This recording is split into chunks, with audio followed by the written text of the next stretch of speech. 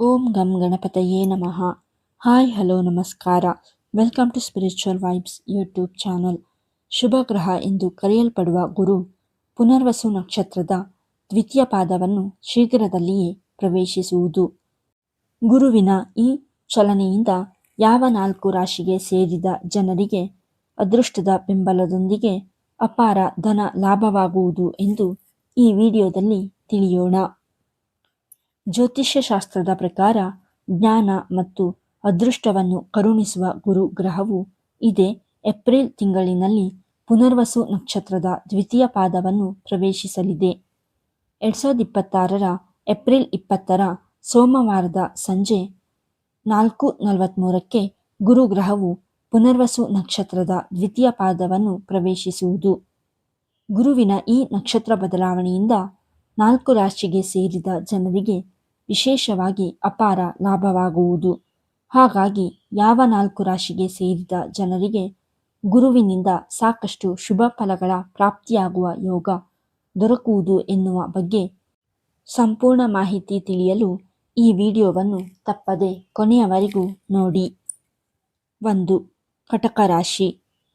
ಕಟಕ ರಾಶಿಗೆ ಸೇರಿದ ಜನರಿಗೆ ಗುರುಗ್ರಹದ ಈ ನಕ್ಷತ್ರ ಬದಲಾವಣೆಯು ಸಾಕಷ್ಟು ಸಕಾರಾತ್ಮಕ ಫಲಿತಾಂಶಗಳನ್ನು ಕೊಡುವುದು ಖಂಡಿತ. ಈ ಅವಧಿಯಲ್ಲಿ ಕಟಕ ರಾಶಿಗೆ ಸೇರಿದ ವಿದ್ಯಾರ್ಥಿಗಳ ಏಕಾಗ್ರತೆ ಹೆಚ್ಚಾಗುವುದು ಮತ್ತು ವೃತ್ತಿ ಜೀವನದಲ್ಲಿ ಪ್ರಗತಿಗಾಗಿ ಉತ್ತಮ ಮಾರ್ಗಗಳು ಗೋಚರಿಸುವುದು. ಹಾಗೆ ಈ ಸಂದರ್ಭದಲ್ಲಿ ಕಟಕ ರಾಶಿಗೆ ಸೇರಿದ ಜನರಿಗೆ ಯಾವುದಾದರೂ ದೊಡ್ಡ ಮತ್ತು ಶುಭ ಸುದ್ದಿ ಲಭಿಸುವ ಯೋಗ ಕೂಡ ನಿರ್ಮಾಣಗೊಳ್ಳುವುದು. ಈ ಅವಧಿಯಲ್ಲಿ ಕಟಕ ರಾಶಿಗೆ ಸೇರಿದ ಜನರು ಮನೆ, ವಾಹನ ಅಥವಾ ಸಂಪತ್ತನ್ನು ಖರೀದಿಸಲು ಉತ್ತಮ ಅವಕಾಶಗಳನ್ನು ಪಡೆಯಲಿದ್ದಾರೆ.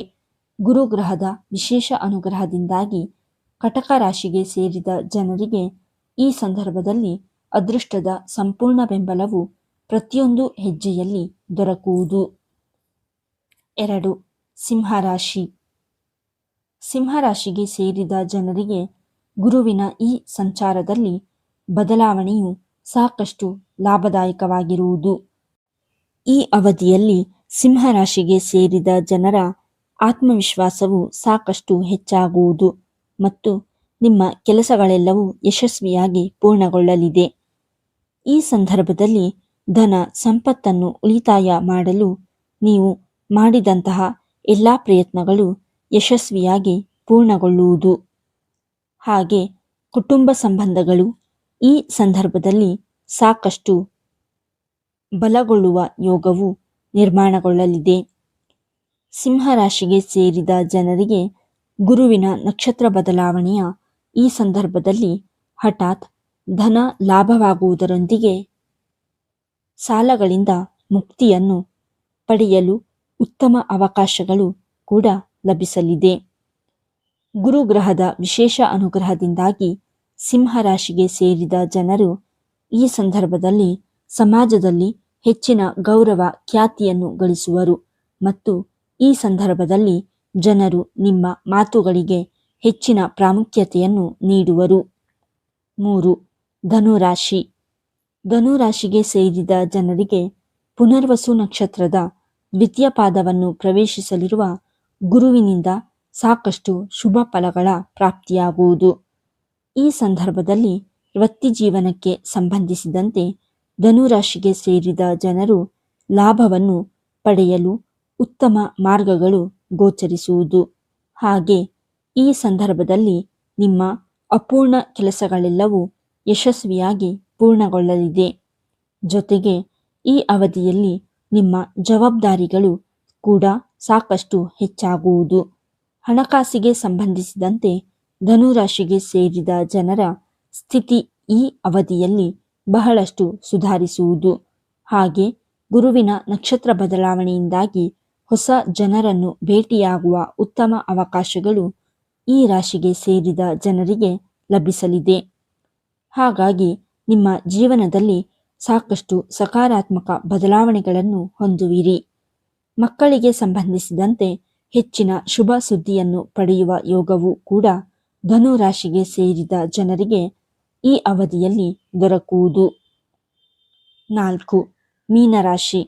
ಮೀನರಾಶಿಗೆ ಸೇರಿದ ಜನರಿಗೆ ಗುರುಗ್ರಹದ ನಕ್ಷತ್ರ ಬದಲಾವಣೆಯು ಹೆಚ್ಚಿನ ಲಾಭವನ್ನುಂಟು ಮಾಡುವುದು.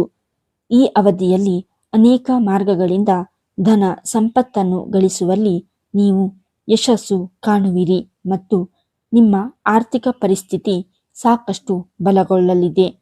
ಪುನರ್ವಸು ನಕ್ಷತ್ರವನ್ನು ಪ್ರವೇಶಿಸಲಿರುವ ಗುರುವಿನಿಂದಾಗಿ ಮೀನರಾಶಿಗೆ ಸೇರಿದ ಜನರು ತಮ್ಮ ಸಾಮಾಜಿಕ ಜೀವನದಲ್ಲಿ ಬಲವಾದ ಸ್ಥಾನವನ್ನು ತಲುಪಲು ಸಾಧ್ಯವಾಗಲಿದೆ.